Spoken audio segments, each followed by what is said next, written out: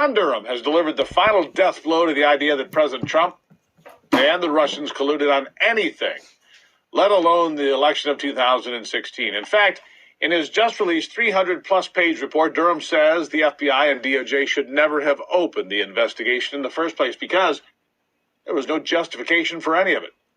Durham's report makes clear there was no evidence of any kind to support any investigation at all into then-candidate Donald Trump and then later President Donald Trump. Simply put, it never should have happened. Not one bit of it. So let's go over the list of those involved with the Trump-Russia collusion narrative and discuss what we've learned so far. First of all, according to John Durham in his report, Donald Trump, President of the United States, not guilty and was always innocent and still is. A man who was, regardless of the truth, attacked and smeared by endless and relentless lies for years without cause. Now here's the list of everyone else involved in the so-called investigation. How about who's guilty and who's not? We know who's not guilty, Donald Trump.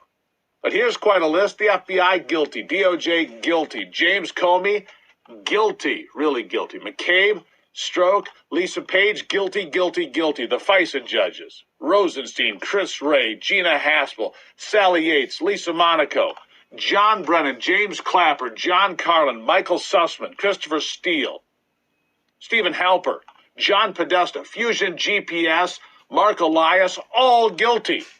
All of them. Bruce Orr, Nellie Orr, Adam Schiff, Nancy Pelosi, Chuck Schumer, Eric Swalwell, all guilty. And Hillary Clinton, very, very, very guilty. And that's just one of the lists. How about one more list to sum up things even further?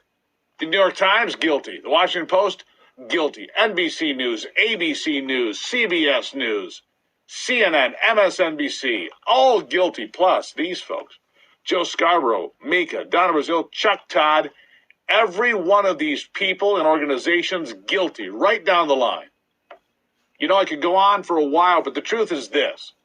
The very institutions of this nation were forever harmed by the ruthless political ambitions of Hillary Clinton and her dishonest supporters inside the swamp, the deep state, and the very corrupt corporate media.